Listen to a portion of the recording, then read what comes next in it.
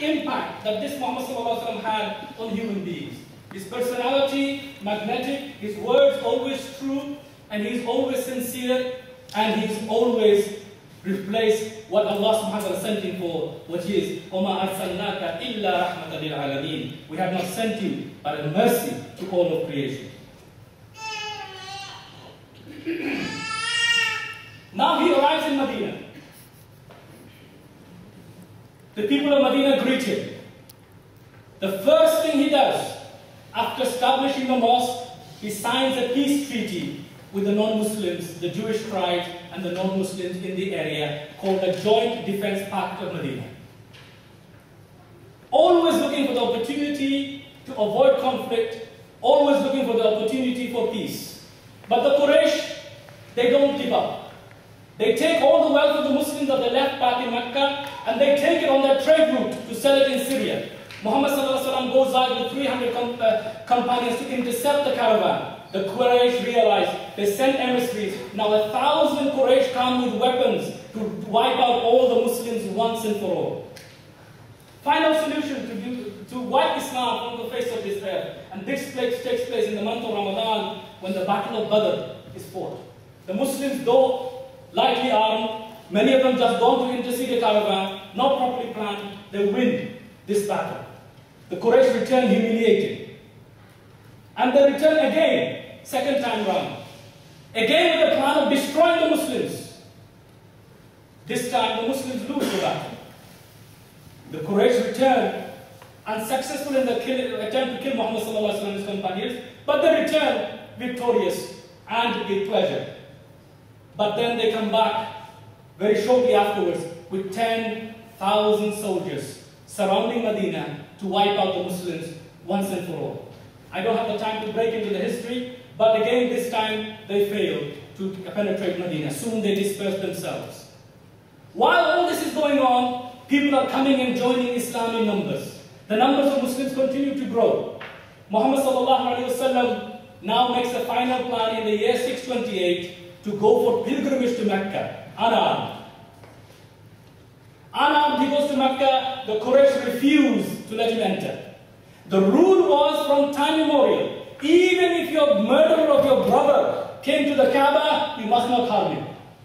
Yet they refuse to let Muhammad ﷺ enter Mecca. They come and offer Muhammad a peace treaty. Though the terms of the peace treaty is humiliating to the Muslims, Muhammad ﷺ accepts and signs a peace treaty between the Muslims and the Quraysh, the leaders of Arabia. During this peace treaty, Islam grows. Muhammad ﷺ sent messages to all the rulers around, inviting them to Islam. Many of the tribes around, they come and they join Islam, and they join the Prophet Muhammad ﷺ. Numbers begin to grow. But the Quraysh, unfortunately, do not keep to the promise of their treaty, and they kill Muslims.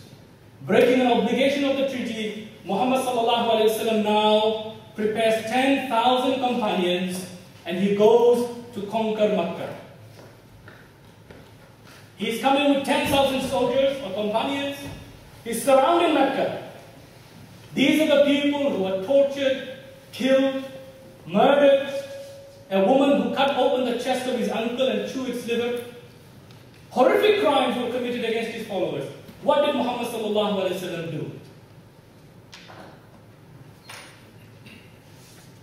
As one author said, the city which had treated him so cruelly, driven him and his faithful band for refuge among strangers, which has sworn his life and lives of those devoted disciples, and lay at his feet, is all persecutors, relentless and ruthless, who have disgraced humanity by inflicting cruel outrage upon inoffensive men and women, and even upon lifeless dead, were now completely at his mercy. Entire Makkah now at the mercy of Prophet Muhammad ﷺ. But in the hour of triumph, every evil suffered was forgotten. Every injury inflicted was forgiven, and general amnesty was extended to the population of Makkah. This, ladies and gentlemen, is the biggest example of forgiveness in human history.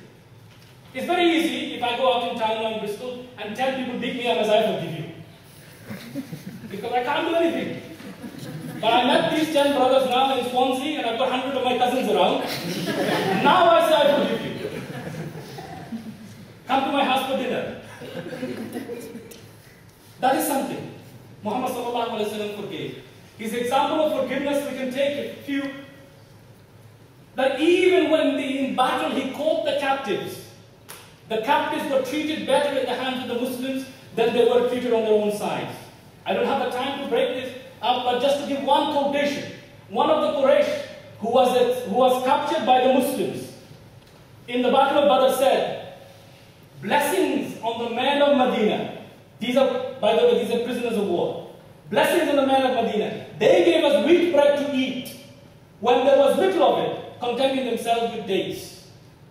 The Sahabas treated the prisoners of war better and gave them better food than what they had themselves. These were the noble examples as set by the Prophet ﷺ and his companions. Gandhi said, it was the rigid simplicity, the utter self-effacement of the Prophet, the scrupulous regard for his pledges, his intense devotion to his friends and his followers, his integrity, his fearlessness, his absolute trust in God and in his own mission. These, and not the sword, carried everything before them and surmounted every obstacle. It was a noble example that was set by the Prophet Muhammad ﷺ and his companions that persuaded again thousands upon thousands to enter into Islam. As we mentioned, when he left from Makkah to Medina, there were only a few followers.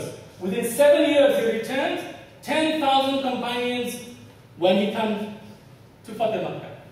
This is the time when the biggest growth of Islam took place. Many tribes they saw the victory of the Muslims and the system of the Prophet ﷺ, the justice, the prevailing peace, and they began to enter into Islam. At his farewell sermon in the year 632, Muhammad ﷺ delivered his last sermon in front of 124,000 companions. This, ladies and gentlemen, was the final sermon that he delivered. The year later, Prophet Muhammad ﷺ passed away. This was his life in as brief as summary as I can do. To go back, inshallah ta'ala, to look. Professor Krishna Rao, who studied his life and wrote a book, Muhammad, the Prophet of Islam, he gives us an amazing insight. He says, orphanhood is the extreme of helplessness, and his life upon this earth began with it. Kingship is the height of material power, and his life ended with it. So he began as an orphan. He died. When he died, he was the absolute ruler of the entire Arabian Peninsula. From an orphan boy to a persecuted refugee, then an overlord, spiritual and as temporal, of whole nation and arbitrator of their destinies, with all its trials and temptations, with all its vicissitudes and changes, its likes and shades, its ups and downs, its terror and splendor, he stood the fire of the world and came out unscathed, to serve as a model in every phase of life. They threw everything they could at him, but he always remained in his principle, and he continued. His achievements are not limited to one aspect of life, but cover the whole of human conditions. There is nothing in your life and my life that we will face in which there is not a guidance from Muhammad sallallahu alaihi wasallam. He had not studied philosophy in the schools of Athens or Rome, Persia, India or China, yet he could proclaim the highest truths of eternal value of mankind. Unlettered, meaning unable to read or write, he could yet speak with eloquence and fervor, which moved men to tears of ecstasy. Born an orphan and blessed with no worldly goods, he was loved by all. So you have somebody who has absolutely no resources at his hands, orphan, destitute. Suddenly, within 23 years, the entire Arabian Peninsula, not only he takes the rulership of that area, but the entire Arabian Peninsula embraces his message of the worship of one God. Let us continue. He, ladies and gentlemen, gave, and I don't have time, otherwise I will open this up, guidance from every single aspect of your life. From the moment that you're born to the moment that you die and beyond, there is a step-by-step guidance from Muhammad sallallahu alaihi wasallam. He gave us guidance on home life, community life, how to deal with international relationship was also there from him. He was the perfect family man. If you want to know how to be the perfect father, you need to knock on the door of Muhammad sallallahu alaihi wasallam. He was the perfect companion, the perfect neighbor. He led an exemplary life in all its aspects. Not only that, on a personal, but he was also world's first. Ladies and gentlemen, he was the first man in human history to guarantee human rights. He humanized the battlefields. Even when you have to go to battle, there are conditions you have to meet. You must not attack the civilian. You must not attack the man who is tending his field. You must not attack the monk who is worshipping his temple.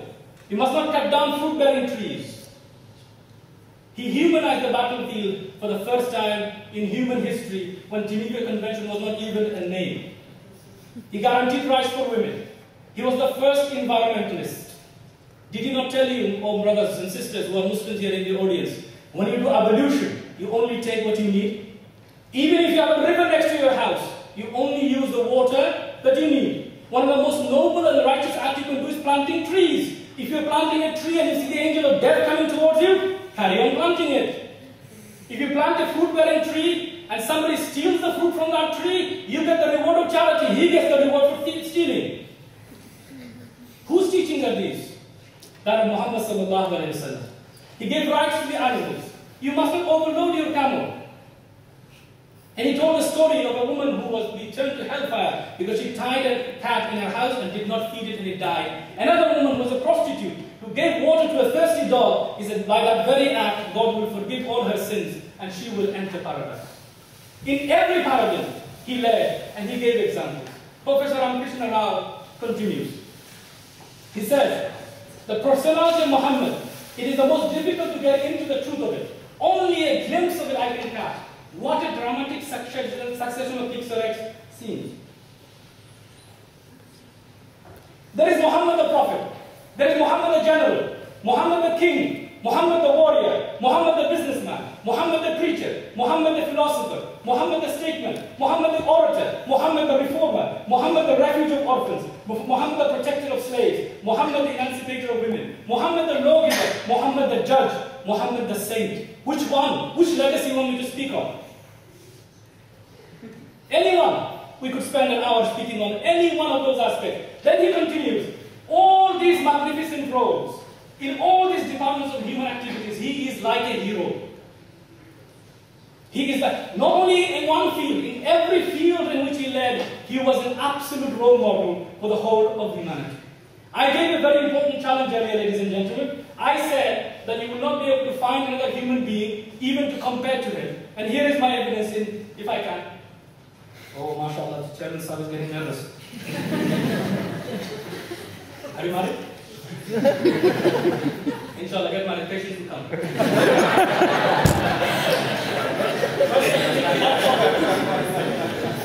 First time you take a wife shopping, you should take a book with you.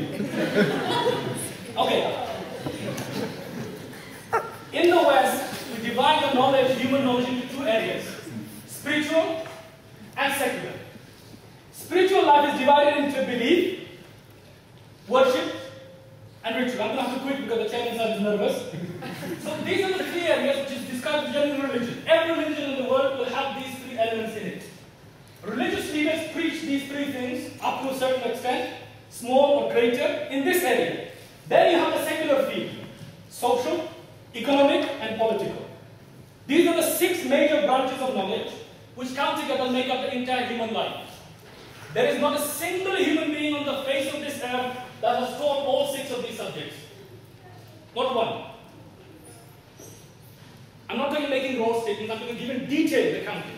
If I have time, I could talk to you for an hour on Islamic economics. If they followed Islamic economics, the banking crisis would not have happened. And your grandchildren would not be paying the debt for the mistakes of some bankers who got drunk.